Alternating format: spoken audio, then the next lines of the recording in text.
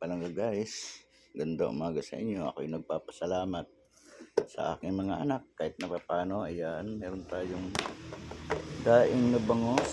Ayan ay binili naman ng aking junior. At ito naman ay binili naman ng aking Mika, yung pangalawa kong anak. So yan guys, maraming salamat sa Panginoon. At kahit na paano, naghihirap man ako ngayon, ay hindi pa rin tayo pinabayaan ng ating Panginoon. Maraming salamat guys, at sa mga nagmamalasakit na anak ko.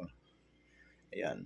So hindi nila ako gugutumin, at kahit na paano nakakagawa pa rin ako ng paraan sa sarili ko. Kahit na ang hirap ng buhay ay hindi nila ako pinabayaan guys. Sobrang hirap ko ngayon.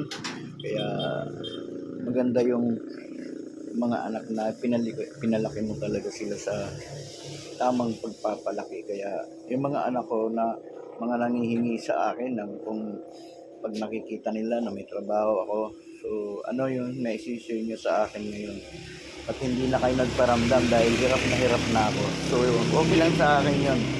So walang magiging ano doon. Hindi ko sinusumbat kung naghirap ako, pero at least pag meron ako, hindi kayo nawawalan. So maraming salamat guys. Maraming salamat idol. Maraming salamat sa lahat. Good morning everyone. Thank you Lord.